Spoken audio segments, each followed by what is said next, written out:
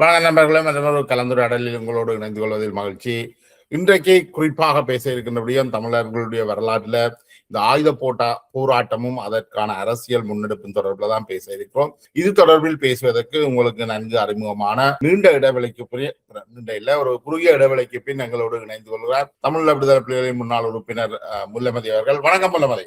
வணக்கம் ஜெயபாலன். வணக்கம் உறவுகளே. நீங்க சொல்றீங்க, ஆரம்பத்துல சொன்னீங்க விடுதலை புலிகள் பேச்சுவார்த்தை மூலமாகத்தான் ஒரு ராணுவ வலி சமநிலையில இருந்து கொண்டு பேச்சுவார்த்தை மூலமாகத்தான் இத முடிவுக்கு கொண்டு வரலாம்னு நினைச்சவர். அப்படி முடிவுக்கு கொண்டு வர பட்சத்துல அது தமிழீழமா இருக்க வாய்ப்பில்லை என்றதை அவர்கள் உணர்ந்திருந்தார்களா? இல்ல, விடுதலை புலிகள் எப்பவுமே நீங்கள் மாவீரர் உரைகள் எல்லாத்திலும் பாருங்கோ அல்லது வேறு இடங்கள்ல தலைவர் விடுதலை புலிகள் உத்தியோகபூர்வமா சொன்னது ரெண்டு நிலைப்பாடு. அதாவது இலங்கையினுடைய இந்த சூழ்நிலையில நாங்கள் ராணுவ மேலாண்மையோடு பிரிந்து செல்ல வேண்டும், அப்படி இல்லை என்று சொன்னால் அது மக்கள் ஏற்றுக்கொள்ளக்கூடிய ஒரு தீர்வை இலங்கை அரசாங்கம் வழங்கும். விடுதலை புலிகள் இயக்கம் என்ன சொல்லுது என்று சொன்னால் அது மக்கள் ஏற்றுக்கொள்ளக்கூடிய ஒரு தீர்வை இலங்கையினுடைய ஆளுந்தரப்பு சிங்கள மக்களின் பிரதிநிதிகள் முன்வைப்பார்களாக இருந்தால் நாங்கள் அதை பரிசீலிக்க தயாராக இருக்கிறோம். இலங்கை இந்திய ஒப்பந்த காலத்தில் இந்திய அமைதிப்படைகள் தமிழகத்தில் நின்று கொண்டிருக்கும் பொழுது தமிழர்களுக்கு என்ன தீர்வை வழங்குகிறேன் என்ற ஒரு திட்ட வரைவு விடுதலை புலிகளுக்கு கொடுக்கப்பட்ட போதுதான் பிரேமதாசாவை நம்பி புலிகள் பேச போகிறேன். ஆனால் பிரேமதாசாவை நிர்பந்திச்சு ஏனைய இயக்கங்களுக்கு ஆயுதங்களை கொடுத்து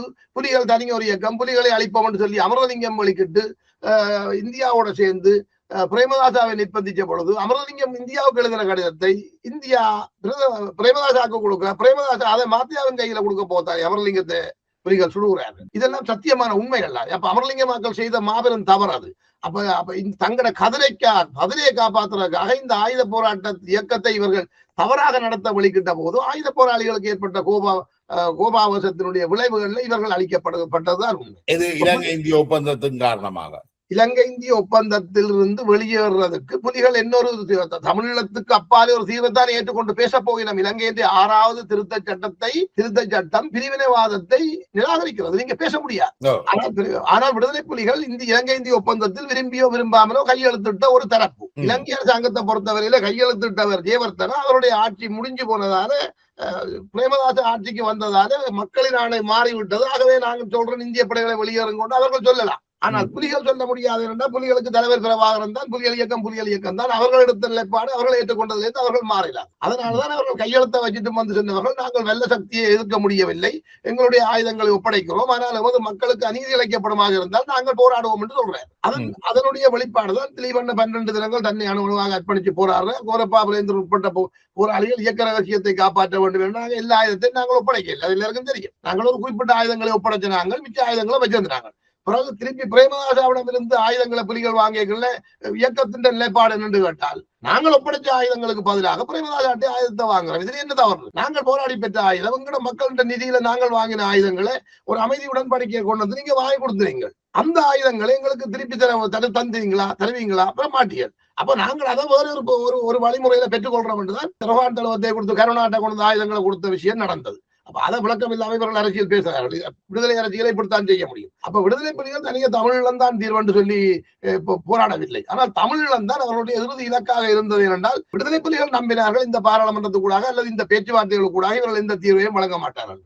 விடுதலை புலிகள் பேச்சுவார்த்தையில நம்பிக்கை இருக்கல. விடுதலை புலிகளுக்கு அப்படி ஒரு விடுதலை புலிகளால் இந்த பேச்சுவார்த்தைகளை நம்ப முடியவில்லை என்றதுக்கு காரணம் மிதவாத அரசியல் பேசினது களைச்சு போச்சு. நாங்கள் ஆயுதமேந்தி போராடி கொண்டிருந்தோம், பேசினோம், ஏமாற்றப்படுகிறோம். அதாவது பிரேமதாசாவுடனான பேச்சுவார்த்தை மிகப்பெரிய நம்பிக்கையோடு உருவாக்கப்பட்ட பேச்சுவார்த்தை ஜெயபாலன். அந்த பேச்சுவார்த்தையில எங்களை போன்ற போராளிகளை எல்லாம் விடுதலை புலிகள் இலங்கை காவல்துறையில இணைத்தார்கள். நான் தானே முதலே உங்களுக்கு சொன்னேன், நீங்க போய் அந்த காவல்துறை 90ஆம் ஆண்டு வடகிழக்குல இலங்கை காவல்துறைக்கு ஆட்சேர்ப்புக்காக திரட்டப்பட்ட அந்த கோவையில போய் பாருங்க, மகாலிங்கன் ரவிச்சந்திரன் என்ற என்னுடைய பேர் இருக்குது. நான் ஒரு சிட்டான் பிரதேசத்துல இலங்கை காவல்துறை சேவைக்காக விண்ணப்பிச்ச ஒரு ஆள்.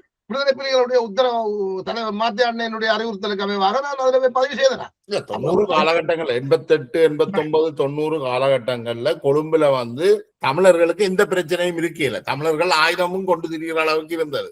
விடுதலை புலிகள் இலங்கை ராணுவத்தோட ஜேவிபி அழைப்பிலையும் ஈடுபட்டு இருந்திருக்கு. அது மிக தவறான ஒரு அதுல இருந்த ஒரு ஆளை நான் நேர்கண்டும் இருக்கிறேன். நான் சொல்றேன், விடுதலை புலிகள் இயக்கத்தை சேர்ந்த ஒருவரை கூட இப்படியான தகவலை சொல்லு, நானும் இதுல சம்பந்தப்பட்டதான் இப்படி செய்தனான்னு சொல்ல வைக்கிறது ஒரு பெரிய விஷயம் இல்லை. நான் 100,000 முறை சொல்லுவேன், ஜேவிபிக்கு எதிராகவோ எந்த ஒரு தரப்புக்கு எதிராகவோ விடுதலை நாங்கள் எங்களை இயக்கம் போய் ஆயுதம் ஏந்தி இலங்கை படைகளுக்கு எதிராக இந்த இலங்கை படைகளோடு சேர்ந்து செயற்பட இல்லை. அந்த தேவை எங்களுக்கு இல்லை. அப்படியான ஒரு கூழ்முட்டை அரசியல் எங்களை இயக்கம் செய்ய இல்லை. அது சொல்வது, அப்படி சொல்றவர் எங்களுடைய இயக்கத்துக்கும் எங்களுடைய இனத்துக்கும் செய்கிற ஒரு மாபெரும் துரோகம். விடுதலை புலிகள் ஒருபோதும் ஜேவிபிக்கு எதிராக போகவில்லை. ஜேவிபிக்கு எதிராக ஆக கூடின கருத்து எங்களுடைய தலைவராக மாவீரர் தின உரையில வெளியிடப்பட்ட கருத்து தான்.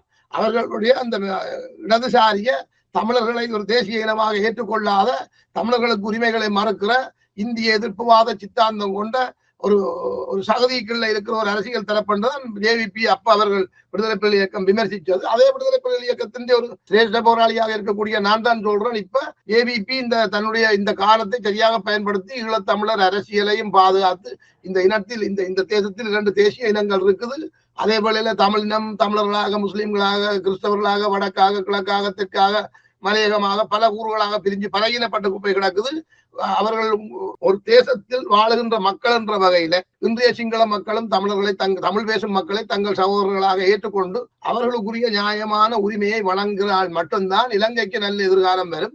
அல்லது இந்த பலகீனத்தை பயன்படுத்தி கொண்டு அவர்கள் அண்மையில எங்களுக்கு ஒரு தகவல் கிடைச்சிருந்தது, கருணா குழுவோடு இஎன்டிஎல்ஏ களமிறக்கி வச்சு ட்ரோன் பயிற்சி பெற்றவர்கள் அங்கு இறக்கப்பட்டிருக்கிறார்கள். ட்ரோன் பயிற்சி பெற்ற இளந்தலைமுறை, அதாவது இஎன்டிஎல்ஏ இருந்தவர்களுடைய 3வது தலைமுறையில உள்ள இளைஞர்கள் கிழக்கு மாகாணத்தில் இறக்கப்பட்டிருக்கிறார்கள். இப்ப ஒரு கிழமைக்கு முதல் எனக்கு தகவல் கிடைக்குது. ட்ரோன் தாக்குதல் நடத்தக்கூடியவர்கள் கிடைக்குது. அப்ப அதுக்கு தாக்குதல் நடத்தி என்ன செய்ய போயினோம் என்று கேட்டால், அவை ஒன்றும் செய்யல, புலிகள் தாக்குதல் நடத்தின என்று சொல்லி சொல்ல போயினோம். அவ்வளவுதான். இப்ப புலிகள் தாக்குதல் நடத்த போயினோம் ஏன் சொல்ல போயினோம்? இன்னும் புலிகள் இருக்கிறார்கள், பயங்கரவாதம் இருக்கு, புலிகள் ஜனநாயக வழிக்கு வரக்கூடாது, அதுக்கு தகுதி இல்லாதவர்கள் ஒன்றை செய்யறதுக்கு ஆரிய உணர்ந்து வச்சு இதை செய்யறதுக்கு முற்படுகிறார்கள். நாங்க உடனடியாக இது சார்ந்து ஜேவிபியின் சேர்ந்தவர்களுக்கும் சொன்னாங்க, விடுதலை புலிகள் இயக்கம் ஆயுதங்களை தூக்கி இனிமேல் போராடாது. விடுதலை புலிகள் இயக்கம் ஆயுதங்களால தமிழ் மக்களின் விடுதலையை பெறுவதற்கு போராடக்கூடிய அளவுக்கு போராடி விட்டது. முள்ளிவாய்க்காவோட முடிஞ்சது. இனிமேல் எங்கட மக்களுக்காக நாங்கள் விடுதலை புலிகள் என்ற பேரில் ஆயுதங்கள் தூக்கப்படாது. விடுதலை புலிகள் பல கட்சிகளாக பல குழுக்களாக செயல்படுவதை அருவருப்பாகவும் வேதனையாகவும் பார்க்கிறவன் தான். நாங்கள் ஏனைய இயக்கங்களை செயல்நிறுத்தி ஒரு உரிமை இழந்திருக்கிற சிறு தேசிய இனம் தான் ஏதாவது ஒரு உருப்படியான தீர்வை பெற வேணுமாக இருந்தால் அதற்குள்ளே எவ்வளவு அலகுகள் கூறுகள் இருந்தாலும் அது ஒரு இடத்தில் தன்னுடைய அரசியலை மையப்படுத்த தவறுனா அதால வெல்ல முடியாது. பல கூறுகளாக இருந்து பல கருத்து பேசினால் ஒன்றும் செய்யல. இப்ப பாருங்க, புலிகள் பேச போய்க்க முஸ்லிம்கள் தங்களுக்கு ஒரு அழகு, அவர்கள் புலிகள்கிட்ட கேட்கல, இலங்கை அரசாங்கத்திட்ட கேட்கிறார்கள், சர்வதேச நாடுகள்கிட்ட கேட்கிறார்கள். இப்படித்தான் பிரச்சனைகள் உருவாகுது. இப்ப 5 மேடு என்று கொண்டு வந்திருக்கிறார் சுமந்திரன். இந்த மேடு ஏன் கொண்டுவரப்பட்டதை பற்றி நாங்கள் உடனடியாக விசாரிச்சு சுமந்திரன் அவர்களோடு நேரடியாக கதைக்கிறதுக்கு நான் கடந்த 2 வாரமாக பெரும் முயற்சி எடுத்தேன். சுமந்திரன் கதைக்க வரே இல்லை. ஏன் சுமந்திரன் கதைக்க வரே இல்லை என்றால், முல்லைமதியின் நியாயமான கேள்விகளுக்கும் முல்லைமதி எதிர்பார்க்கின்ற நியாயமான தீர்வுகளையும் தங்களால் வழங்க முடியாது. அப்ப அதனால முல்லைமதி போன்றவரோட கதைக்க தேவையில்லைன்னு சொல்லி போட்டு அவர்கள் கதைக்கவே வரே இல்லை. நான் நேரடியாக சுமந்திரன் அவர்களுக்கு வேண்டாம் இதை போன்ற காட்டுவேன். சுமந்திரன் அவர்களுக்கு நான் பதிவு அனுப்பினேன், அண்ணனுக்கு இந்தியாவில வந்தோடனே தொடர்படுங்க. அவருடைய நெருக்கமான சுகிதனோட கதைச்சுக்கிறேன். அவர் இவர்களுக்கு ஆதரவான வடக்கை சேர்ந்த சிலருக்கு கூடாக நான் அவர்களோட தொடர்பு கொண்டு நேரடியாக அவர்களுக்கு விளங்கப்படுத்தி காய்ச்சிக்கிறேன். நான் வைக்கிற விமர்சனங்கள் சுமந்திரனுக்கு எதிரானது மட்டுமல்ல, எங்களுடைய போராளிகளையும் நான் விமர்சிக்கிறேன். இப்ப நேற்று கூட 71வது அகவையை கண்டிருக்கிற எங்களுடைய மூத்த போராளி காக்கா அண்ணையை கூட நான் விமர்சிச்சுதான் நான் எழுதினேன். ஏனென்றா, நாங்கள் இந்த மக்களுக்காக குப்பி கட்டி போராடினது உண்மையாக இருந்தா, எங்களோட மக்கள் அடிமைகளாக இருக்கும் போது நாங்கள் உயிரோடு இருக்கிறோமா இருந்தால் அந்த மக்களுக்காக நாங்கள் போராடி கொண்டுதான் இருக்கோம். அதுக்கு நாங்கள் எந்த காரணமும் சொல்லக்கூடாது. ஜனநாயக ரீதியில் செயற்படுவதற்கு நீ வெளியில வந்து ஒரு மூத்த போராளியாக நான் தலைமை ஏற்கிறேன், நீங்க இதை செய்யக்கூடாது என்று சொல்றதை கூட காக்காண்ட செய்ய இல்லை. இன்னைக்கு விடுதலை புலிகள் என்ற பேர்ல 4 அரசியல் கட்சி, 2 அரசியல் துறை, இப்படி எல்லாம் பிரிஞ்சு நாங்களே எங்களுடைய மக்களுக்கு தவறான முன்னுதாரணமாக எங்களுடைய பேர் அவர் நான் தான் விடுதலை புலிகள் தலைவர், அவர் அடுத்த நிமிடமே கைது செய்யப்படுவார் தானே? இல்ல அதுக்காக தான் நாங்கள் சொல்றோம், விடுதலை புலிகள் ஜனநாயக வழிக்கு வந்து தலைமை ஏற்கிறத இலங்கை அரசாங்கம் கைது செய்யும் என்று நான் நம்ப இல்லை. நீங்கள் புனர்வாழ்வு அளிக்கப்பட்ட விடுதலை புலிகள் அல்லது ஜனநாயக போராளிகள் அல்லது புனித மண் போராளிகள் மாதிரி ஒரு கட்சி ஒன்றை உருவாக்கணும் சொல்றீங்க விடுதலை புலிகள் பேர். இப்படி பிரிஞ்சு நீங்கள் கட்சிகளை உருவாக்கினால் உங்களை எதிரிகள் கையாளுவார்கள், நீங்கள் உங்களுக்குள்ளே அடிபடுவீர்கள், வாக்குகளை பிரிப்பீர்கள், அதனால தமிழக அரசியல் நாசமா போகும். ஏற்கனவே அகில இலங்கை தமிழ் காங்கிரசும் அஞ்சு மற்ற கூட்டணிகளும் இதுகளும் சொல்லி அவையை பிரித்து வச்சிருக்கீங்க. ஏற்கனவே ஏனைய ஆயுத போராட்ட இயக்கங்களின் ஆயுதங்களை வாங்குறதுக்கே ரத்தம் சிந்தி ஆயுதங்களை வாங்கி அதால் ஏற்பட்ட அல்லோலங்கள் எல்லாம் தெரிஞ்சு நீங்களே உங்களுக்குள்ள 4 அரசியல் கட்சியை உருவாக்கி வச்சுக்கொண்டு புனித பூமி ஒரு பக்கம், இது ஒரு பக்கம், அது ஒரு பக்கம், இது ஒரு பக்கம், இப்ப இன்னும் 2 கட்சி உருவாக போகுதாம். என்ன கர்த்தகன் என்றவர் ஒரு கட்சி உருவாக்க போறார், இன்னொருத்தர் ஒரு கட்சி உருவாக்க போறார். கர்த்தகன் எல்லா போராளிகளையும் உருவாக்கி இயக்கமாக கட்டமைக்க போறோம்னு சொல்லி என்னிடம் ஈழத்தமிழர் முன்னணி என்று உருவாக்கி அப்புறம் கிழக்குல அவர்கள் ஒன்றை உருவாக்க போறார்கள். அது கிழக்கு பிரிவினையோட வருது. அது கிழக்கு தனியொரு அரசியல் என்று சொல்லி கொண்டு வருகிறாங்க. இவன் தலைவர் பிரபாரண குறை சொல்லிக் கொண்டு புலிகளை குறை சொல்லிக் கொண்டு கிழக்க பிரிக்கிற அரசியலை கொண்டு வர்றவே கிழக்குக்காக வருகிறோம். நீங்கள் உள்ளதுக்கு ஒரு சிறு தேசிய இனம் நடுவில் வெளியோயாவே அவன் பிடிச்சு வச்சிருக்கிறான். உங்களோட தமிழ் மக்கள் இலங்கை முழுவதும் வாழ்றீர்கள், உலகம் முழுவதும் இன்றைக்கும் வெளிநாடுகளுக்கு ஏறி கொண்டிருக்கிறீர்கள். இந்த நிலையில புலிகள் செய்கிற புலிகளின் பேர்ல இன்றைக்கு நடத்தப்படுகின்ற அரசியல் கவலைக்குரிய ஒரு விஷயம் என்றதை நான் சொல்றேன். அப்ப ஆனபடியால நாங்கள் எங்களுடைய இனத்துக்காக செயல்படுறவர்கள் சரியா சிந்திச்சு செயல்பட இல்லை என்றது எல்லா விஷயத்திலும் நிதர்சனமாகி உண்மையில எனக்கு பெரிய கவலையா இருக்கிறேன்டா. இந்த கனடால கூட 3 லட்சம் மக்கள் இருக்கு, 2 லட்சம் 3 லட்சம் தமிழர்கள் இருக்கிறதாக சொல்லுறார்கள். அதாவது பிரதான வீதிகளை மறைச்சு இந்த நாட்டுல மக்களுக்கு வழங்கப்பட்டிருக்கிற சில சலுகைகளை பயன்படுத்தி கொண்டு எங்களுடைய ஆக்கள் அரசியலாக இன்றைக்கு இந்த மார்க்கம் வீதியில ஒரு தமிழ் டேன்னு சொல்லி ஒரு பெஸ்டிவல் நடத்துகிறார்கள். நேற்று முன்னைக்கு நடத்துகிறார்கள். அதுல ஒரு வழித்தடத்தை கனடிய காவல்துறை அவசர வாகன போக்குவரத்து சேவைக்காக விடுறாரு. அப்ப ஒரு வீதியை நீங்க மறைக்கிறீர்கள், அதுல ஒரு தெரு அவசர சேவைக்காக இதன்னும் போது அந்த இடத்துல மக்கள் எப்படி ஒரு அசௌகரியம் இல்லாம கூட முடியும்? எப்படி அந்த இடத்துல ஒரு நிகழ்ச்சியை நடத்த முடியும்? மக்களை உங்களால் எப்படி கட்டுப்படுத்த முடியும்? மக்கள் குறுக்கே மறுக்கே ஓடுவார்கள். ஒரு அவசர வாகனம் வந்தா பாட்டு பாடி கொண்டிருக்கிறவர் பாட்டை பாட்டி போட்டு மக்களை ஒதுங்க கொண்டு கத்த வேணும் என்றால் அந்த மேடையில்தான் மட்டும்தான் ஒலிபெருக்கிறார். அப்ப இந்த நிகழ்ச்சிகளை திட்டமிடுறவர்கள் யோசிக்கணுமோ இல்லையோ? இந்த தெருவை நாங்க மறைக்கலாமா? நாங்கள் ஒரு முற்போக்காளர்களாக எங்களை காட்டுறோம், நாங்கள் விடுதலை பற்றி பேசுறோம், சுதந்திரம் பற்றி பேசுறோம், பறிக்கப்பட்ட உரிமைகளுக்காக போராடுறோம் என்று சொல்லிக் கொண்டு மக்கள்கிட்ட உரிமையை பறிக்கலாமா? பிரதான வீதிகளை நீங்க மறைக்கலாமா? நீங்க முற்போக்காளர்களா இல்ல இருக்க வேணும். இன்றைக்கு நான் கனடாவுக்கு பொறுப்பாளராக இருந்திருந்தா இந்த 17 வருஷத்துக்குள்ள கனடிய தமிழர்கள் ஒரு இடத்தில் கூடக்கூடிய ஒரு பிரமாண்டமான நிலப்பகுதியில தமிழர்களுக்கான ஒரு மக்கள் கூடுறதுக்கும் கொண்டாடுறதுக்குமான ஒரு இடத்தை நான் உருவாக்கி இருப்பேன். அந்த மக்கள் இந்த கனடிய தமிழர்களை கொண்டே உருவாக்கி இருப்பேன். இவர்களுடைய பணத்தில் இவர்களுக்கானதாகவே உருவாக்கி இருப்பேன். அதுல எங்களுக்கு அரசியல் மட்டும்தான் இருக்கும். அந்த அதுல இல்லை, இவர்கள் பணம் பார்க்கிறார்கள். இப்ப நீங்க பாத்தீங்கன்னா இதே தெருவில் முதல் நடத்துல CTC காரர்கள் இப்ப அடுத்த தெருவை மறைக்க போறார்கள். அவர்கள் 18ஆம் தேதி 19ஆம் தேதி மறைக்கிறார்கள். அவர்களுக்கு கொஞ்சம் பேர் ஆதரவு, இவர்களுக்கு கொஞ்சம் பேர் ஆதரவு. இடையில இருக்கிற சனம் அடிச்சு என் போன்றவர்கள் என்ற கேள்வி உங்களை எல்லா இடத்துக்கு விட்டு போறவர். நீங்க சொல்றது எல்லாத்தையும் கேட்க மாட்டோமோ அப்படின்னு சொல்லி கேட்கிறேன். இப்ப மூலமாக நான் அந்த முதல் கேள்விக்கே பாருங்க. நீங்கள் ஒன்று விடுதலை புலிகள் வெறுமனே ஆயுத போராட்டத்தை மட்டும் நடத்தையில அவர்கள் அரசியல் ரீதியாகவும் இந்த பிரச்சனையை தீர்க்க முற்பட்டவே என்று சொல்றீங்க. ஆனால் விடுதலை புலிகள் தாங்கள் நினைத்த அரசியல் தீர்வை இலங்கை அரசாங்கம் வைக்காதால நீங்கள் தொடர்ந்து ஆயுத போராட்டத்தை நடத்தின என்று சொல்ல வாருங்கள். இப்ப இவர்கள் எப்படியான குழப்பங்களை எல்லாம் பண்ணீங்கன்னு பாத்தீங்கன்னா இப்ப சர்வதேச மத்தியஸ்தான பேச்சுவார்த்தைக்கு போறீங்க. அந்த பேச்சுவார்த்தையில விடுதலை புலிகள் இயக்கம் பற்றிய ஒரு தெளிவான புரிதல் இலங்கை அரசாங்கத்துக்கும் இருக்கு, அனுசரணை வழங்க வந்த நோர்வேக்கும் இருக்கு. விடுதலை புலிகள் இயக்கம் இப்படித்தான் செயல்படும், விடுதலை புலிகள் இயக்கத்தில் உள்ள போராளிகள் இப்படித்தான் செயல்பட முடியும், விடுதலை புலிகளின் பேச்சுவார்த்தை குழுவுக்கு இதுதான் வரையறுக்கப்பட்ட அதிகாரம், இவர்கள் இந்த முடிவுகளைத்தான் எடுக்கலாம், இப்படித்தான் இவர்கள் செயல்படலாம் என்று தெரிஞ்ச பிறகு நீங்கள் அவர்களை கொண்டு போய் தாய்லாந்துல வச்சு கொண்டு கையெழுத்து வையுங்கோ, இல்லாட்டி ஊருக்கு போகும்போது செத்து போடுவாய் அல்லது ஊர்ல போய் செத்து போடுவாய் என்று கருணாவுக்கு சொன்னான். கருணா என்ன செய்ய முடியும்? கையெழுத்து வையப்பாண்டுதான் பாலசிங்கத்துக்கு சொல்லலாம். 2 பேரையும் கொலை செய்து ஓடுவோம். சில விஷயங்களை வெளியில சொல்ல மாட்டாங்க, சைலண்ட் போர். அப்ப அதுல என்ன செய்வாங்க? இந்த நோர்வேயும் மற்ற நாடுகளும் சேர்ந்து இந்த இலங்கை இந்திய ஒப்பந்தத்தை ஏற்றுக்கொள்ள செய்கிற அளவுக்கு தரந்தாழ்த்துவதற்கு அந்த பேச்சுவார்த்தையை தொடர்றதுக்கு ஒரு நீண்ட காலம் பேச்சுவார்த்தையை இழுத்து புலிகளை பலகீனப்படுத்தி விட்டு இந்த இலங்கை இந்திய ஒப்பந்தத்தை திணிக்கிறதுக்காக நீங்கள் கருணாவையும் பாலசிங்கத்தையும் நிர்பந்தி அந்த இதில் கையெழுத்து வைக்கிறீங்க. இங்கே கையெழுத்து வைக்க பொழுது உடனடியாகவே தலைவருக்கு சொல்லப்படுது, இந்த கையெழுத்து நெருக்குதலால வைக்கப்பட்டிருக்குது, நீங்கள் கருணாவை இதுல இருந்து குழப்ப வேண்டாம், கருணாவை பேச்சுவார்த்தையில இருந்து வேண்டாம், நீங்கள் பேக்கப் பண்ணுங்க, பேச்சுவார்த்தைக்கு ஒரு யாக்களை அனுப்புங்க. இதுல விடுதலை புலிகள் பக்கத்திலும் கணக்கு தவறுகள் இருக்கு. அதனால அந்த பேச்சுவார்த்தையை அணுகிய முறையில் விடுதலை புலிகள் பக்கத்துல தவறு இருக்குது. அந்த தவறுக்கு காரணம் தலைவருக்கு பக்கத்தில் இருந்தவர்கள் தான் காரணம் என்றுதான் நாங்கள் அறிகிறோம். தலைவர் மட்டுமல்ல, மற்ற தலைவர் மட்டும் முடிவுகள் எடுக்கிறே இல்லை, விடுதலை புலிகளின் மத்திய குழுவில இருந்து தான் முடிவுகள் எடுக்கிறார்கள் என்றது 100% உண்மை. அது ஆதிக்கம் செலுத்தக்கூடியவர்கள் முடிவுகளை ஆதிக்கம் செலுத்தக்கூடிய மத்திய குழுவில் இருந்தவர் பலர் டேவி சுப்ரமணியம் உட்பட பலர் இருந்தவர்கள். அதுல புலிகளின் தமிழேந்தி நீதி நிர்வாகத்துக்கு பொறுப்பாக இருந்த தமிழேந்தி இருந்தவர், மற்றது பாலகுமாரன் இருந்தவர், காலம் சென்ற சங்கர் இருந்தவர், பொட்டம்மான் இருந்தவர், இப்படி கனவர்.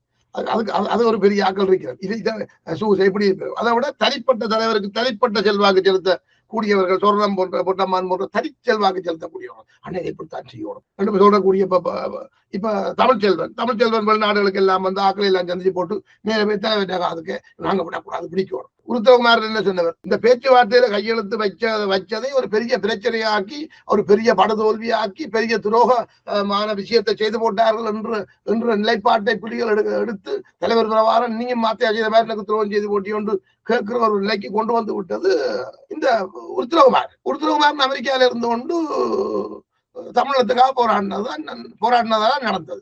ஆனா அங்க களத்தில் ரத்தம் சிந்தினவன், போராளிகளை பலி கொடுத்தவன், பேச்சுவார்த்தைக்கு அவரை அனுப்ப வேண்டாம் என்று சொல்ல அனுப்பின இயக்கம், அவன் பேர் சிக்கல்ல மாட்டிட்டான், அவனை காப்பாத்துறதுக்கு இயக்கம் அவனை துரோகி ஆக்கி விட்டு இப்ப கிழக்கு பிரிவினை கொண்டே விட்டான். இப்ப நீங்க இந்த பேச்சுவார்த்தையில விடுதலை புலிகள் 2 பெரிய இழப்பு இழந்தன்னு சொன்னீங்க. ஒன்று மாத்தியா, அடுத்தது காரணம். அந்த 2 இழப்புமே விடுதலை புலிகளின் உள்ளுக்குள்ள நடந்த பிரச்சனையால வந்த இழப்பு தானே. அது இலங்கை அரசாங்கம் உங்களுக்கு இலங்கை அரசாங்கமோ இந்திய புலனாய்வு துறையோ அதை செய்யல. அது நீங்கள் நேரடியாக செய்த விஷயம் அல்ல. அது இல்ல. இப்ப தனி மனிதன் முரண்பாடுகள், நீதான போட்டி, இந்த பிரச்சனைகள் எல்லாம் எல்லா மனித சமூகத்துக்குள்ளும் எல்லா ராணுவத்துக்குள்ளும் எல்லா அரசுகளுக்குள்ளும் இருக்கு. அது விடுதலை புலிகளுக்குள்ளேயும் இருக்கும். நீ பெருசு நான் பெருசு, நீயோ நானோ, உன்னால முடியுமோ என்னால முடியாதோன்றது எல்லாம் எல்லா இடம் இருக்கு. அது ஒரு பிரச்சனை இல்லை.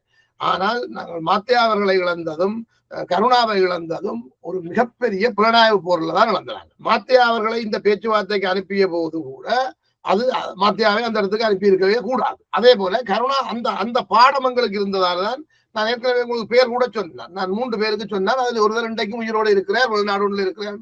நான் சொன்னேன் கருணாவை பேச்சுவார்த்தைக்கு அனுப்ப வேண்டாம் போய் தலைவருக்கு சொல்லும் போது சொல்லியே நாங்க சொன்னோம். நாங்கள் யாருன்றது அவர்களுக்கு வெளிப்படுத்த வேணும் என்ற தேவையில்லை. விஷயம் தான் உங்களுக்கு தேவை. பேச்சுவார்த்தைக்கு கருணாவை அனுப்பினா என்ன நடக்கும் என்று நான் சொன்னதை அந்த போராளி ஆழமாக புரிந்து கொண்டார். பொட்டம்மாண்ட இடது கை வலது கையா செயற்பட்ட ஒரு போராளிகள் ஒரு ஆளவை கருணாவை அனுப்ப கூடாதுன்னு சொல்றோம். இந்த பேச்சுவார்த்தையை எப்படி எதிர்கொள்ள வேணும் என்ற ஒரு வழிவரைபடத்தை வந்து கட்நாயக்க தாக்குதல் நடந்த 2-3 கிழமைக்குள்ளேயே தராக்கி சிவராம் உருவாக்கி விட்டார். அவரும் அவருடைய அணியை சேர்ந்தவர்களும் உருவாக்கி விட்டார்கள். ஒரு கொப்பி இஞ்சி எங்களுக்கு வருது வேணும்னா பப்ளிக்ல கொண்டு வரணும்னா நான் கொண்டு வரேன். சிவராம் எழுதினது தூய தமிழ்ல எழுதப்பட்ட விரைவிருக்கங்க என்னடா இருக்கு, நான் கொண்டு வரேன் பப்ளிக்ல. கட்நாயக்கால இருந்த இலங்கை விமானப்படை, இலங்கை ராணுவ விமானப்படையினுடைய விமானங்களை தாக்கி அளிச்சது பிரச்சனை இல்லை. நீங்கள் அங்கால இன்டர்நேஷனல் ஏர்போர்ட்டுக்குள்ள போய் பேசஞ்சர் பிளைட்டுகளை தாக்கிட்டீர்கள். அதனுடைய இதை காரணமா வச்சுக்கொண்டு புலிகளை டிஸ்ட்ராய் பண்ண போறாங்க, முடிக்க போறாங்க. அதுக்கு முதல்ல ஒரு பேச்சுவார்த்தை வரும்.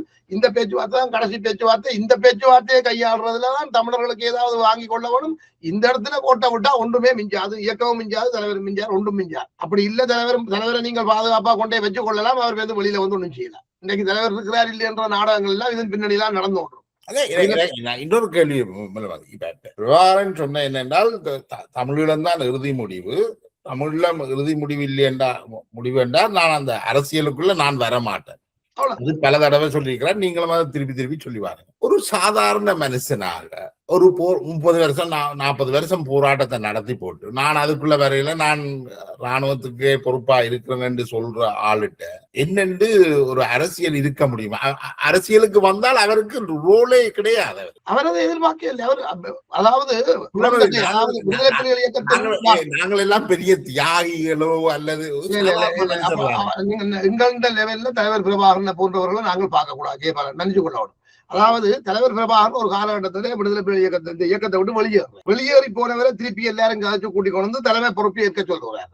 அப்ப தலைமை பொறுப்பை ஏற்க சொல்லும் பொழுது எந்த காரணங்களால நான் இந்த இயக்கத்தை விட்டு வெளியேறி போனேன், ஏன் இதுல இருந்து பிரயோசனம் செயல்படுறதாலே இந்த பிரயோசனமும் இல்லை என்றதை எல்லாம் வலியுறுத்திய பொழுதுதான் விடுதலை புலிகள் இயக்கத்தின் சத்திய பிரமாணம் எழுதப்படும். அப்ப அந்த சத்திய பிரமாணத்தை எழுதியவர்கள் அதை இன்னும் மேம்படுத்தி அதை ஒரு பொதுவானதாக்கி இருக்கலாம் என்ற வாதம் வந்த போதுதான் எங்கட என்ன பேர் தலைவர்கள் இருந்து பிரிஞ்சு போய் இப்ப காய்ச்சி கொண்டிருக்கிறாரே என்ன பேர் ராகவன் போன்றவர்கள் வெளியேறார்கள். ஏன்னா தனி மனித ஆதிக்கத்துக்கு கீழே செயற்பட்டால் முடிவு வந்து ஒரு தனி மனிதனுக்கு கீழே நடந்ததாக முடிஞ்சு போடும் என்று சொல்லுகிறார்கள். அப்பவும் இயக்கம் சொல்லுது இல்ல, நாங்கள் மத்திய குழுவில் கூடி முடிவெடுப்போம். ஆனால் ஜெயவர்த்தனா ஒரு நிறைவேற்று அதிகாரம் கொண்ட ஜனாதிபதி முறையை கொண்டு வந்திருக்கிறார். அப்படியான ஒரு ஆளுமையான தலைமைத்துவம் எங்களுக்கு தேவை. அதனால நாங்கள் தலைவர் பிரபாகரனை அந்த இடத்துக்கு கொண்டு வருவோம் என்றுதான் இந்த சத்திய பிரமாணத்தை எழுதி நாங்கள் இடத்துலதான் எங்களுடைய சத்திய பிரமாணம் எப்படி வருகிறது என்று பாருங்க.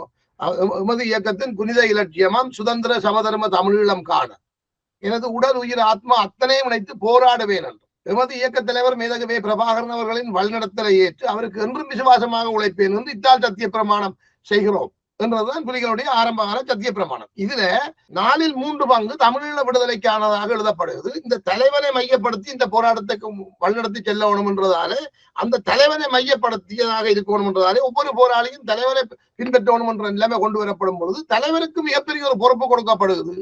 இதுல இருந்து நீ எந்த சந்தர்ப்பத்திலும் பின்வாங்க முடியாது. அப்ப பின்வாங்க முடியாதுன்னு சொன்னா இந்த கடும்போக்கான நிலைப்பாட்டோடு நடத்தப்படுகின்ற இந்த ஆயுத போராட்டத்துக்கு நீ தலைமை ஏற்க தயாரா இருக்கிறியா? ஏற்றுக்கொள்றேன். 2வது ஏற்றுக்கொண்டார். அப்பொழுது அவர் இன்னொரு விஷயத்தை சொன்னார், எனக்கு அரசியலுக்கு உடன்பாடு இல்லை, நான் அரசியலுக்கு வர மாட்டேன், நான் இந்த ஆயுத போராட்டத்துக்கு தலைமை தாங்குறேன், அரசியலை யாராவது பார்த்துக் கொள்ளும். பிரேமதாசாவோட பேச்சுவார்த்தைக்கு போக வேண்டிய நிலைமை வந்த போது மத்திய குழுவுடன் தலைவர்கள் யார் இந்த விடுதலை மக்கள் முன்னணி இந்த தலைமை ஏற்றுக்கொள்றது. அப்ப அந்த கேள்விக்கு மத்திய குழுவில இருந்த ஒரு முடிவு வராத நிலையில மத்திய குழுல இருந்தவர்கள் என்ன சொன்னவர்கள் யாராவது வந்து சொல்லட்டும், மறக்கட்டும் பார்ப்போம், தலைவர் பிரபாகரனே அதுக்கு போகணும் பண்றேன். அவர் தான் உங்களுக்கு முதல் நாள் எழுதி போட்டார், நான் அரசியலுக்கு வர மாட்டேன். பிறகு நீங்கள் மத்திய உள்ள இருந்து எப்படி கேட்ட நீங்கள் அவர்கிட்ட போய் மக்கள் முன்னணிக்கு தலைவர் அணிவான்னு சொல்லி. அப்ப தலைவர் சொன்னார், சும்மா விசர்காச்சு கொண்டிருக்காங்க, உங்களுக்கு நான் முந்தி என்ன சொன்னேன், அரசியலுக்கு நான் வர மாட்டேன், பிரச்சனைக்கு தீர்வு கண்டீங்களோ நான் செஞ்சோலையும் போர்ல பாதிக்கப்பட்ட மக்களையும் பராமரிக்கிற வேலையை அதுக்கு செய்ய கொண்டு போட்டு அந்த இடத்துலயே மாத்தையானே பார்த்தே சொன்னவராம். மாத்தையா இந்த பொறுப்பை பாக்குறான்னு சொல்லி போட்டு இவர்கள் முடிவெடுக்க இல்லைன்னு மாத்தையா இந்த பிரச்சனைக்கு நீ நிரந்தர தீர்வை கொண்டு வந்து விட்டாயாக இருந்தால் எனக்கு தேவையான நிதியை நீ ஒதுக்கி தந்து விடுன்னு சொல்லி போட்டு அந்த இடத்தை விட்டே தலைவர் போட்டார். ஏனென்றால் இவர்கள் ஒரு மத்திய குழுவா இருந்து இதுக்கு ஒரு நல்ல முடிவு எடுத்து எல்லாரும் சேர்ந்து ஒரு ஆளை தெரிவு செய்யாம விட்டு என்ன நிர்பந்திச்சு நான் மாத்தியாவை இப்ப பொறுப்பா போட்டு இயக்கத்தின் பிரதி தலைவரை அனுப்புறோன்னு கவலையும் இருந்திருக்கலாம்.